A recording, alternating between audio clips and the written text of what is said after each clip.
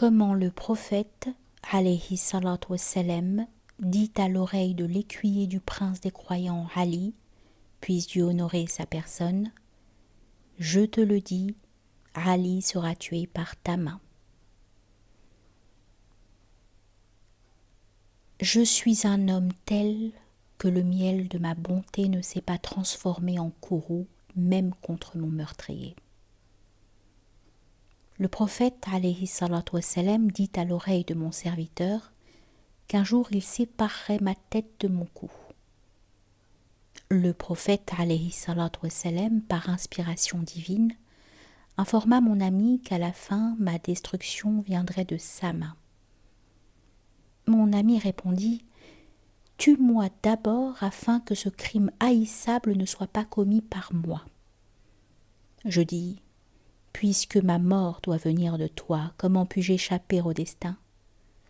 Il tomba à mes pieds disant « Ô homme généreux, pour l'amour de Dieu, coupe-moi en deux, afin que ce mal ne m'advienne pas et que mon âme ne soit pas consumée de douleur pour toi, qui est ma vie. » Je dis « Va. » La plume du décret divin a écrit. Par cette plume, plus d'une célébrité est rejetée. Il n'y a pas de haine pour toi en mon âme, parce que je ne considère pas cela comme étant ton fait. Tu es l'instrument de Dieu. C'est la main de Dieu le véritable agent. Comment attaquerai-je l'instrument de Dieu et m'opposerai-je à lui? L'autre dit, pourquoi la vengeance est-elle donc sanctionnée? Cela vient aussi de Dieu, dit Ali. Et c'est là un mystère caché. Il est offensé par sa propre action. Cependant, il fait croître des roseraies du fait qu'il est offensé. Il lui convient d'être offensé par sa propre action, étant donné que dans la vengeance et la clémence, il est un. Dans cette cité de phénomènes, il est le prince. Dans tous les royaumes du monde, il est le souverain. S'il brise son propre instrument, il répare ce qui a été brisé. Reconnais, ô homme noble, ce qu'indique la parole « Dès que nous abrogeons un verset ou dès que nous le faisons oublier », suivi de « Nous le remplaçons par un autre meilleur ou semblable ». Chaque loi que Dieu a abrogée, il a enlevé de l'herbe et apporté en échange des roses. La nuit abroge les affaires du jour. Vois un état inconscient qui illumine l'intellect. Puis la nuit est abrogée par la lumière du jour, de sorte que cet état d'inertie est consumé par ce qui attise le feu. Bien que le sommeil et le repos soient une obscurité, l'eau de la vie ne se trouve-t-elle pas dans les ténèbres? Bien que le sommeil et le repos soient une obscurité, l'eau de la vie ne se trouve-t-elle pas dans les ténèbres? Les esprits n'ont-ils pas été rafraîchis dans cette obscurité? Une pause dans le discours ne devient-elle pas la source de l'amélioration de la voix? Car les contraires sont manifestés au moyen des contraires.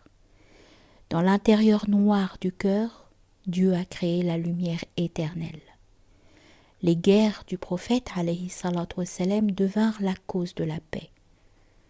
La paix de cette époque ultérieure provient de ces guerres. Ce ravisseur des cœurs a coupé des centaines de milliers de têtes afin que les têtes des habitants du monde entier acquièrent la sécurité. Le jardinier détruit le rameau nuisible pour que le dattier gagne en hauteur et bonté. Le jardinier habile arrache les mauvaises herbes de son jardin afin que le jardin et les fruits soient florissants. Le médecin arrache les mauvaises dents pour que le malade échappe à la souffrance et à la maladie.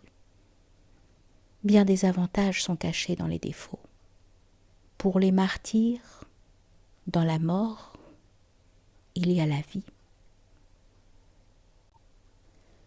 Quand la gorge du martyr qui avalait le pain quotidien a été coupée, la bénédiction « Ils seront pourvus de bien auprès de leur Seigneur » sera pour lui un délice.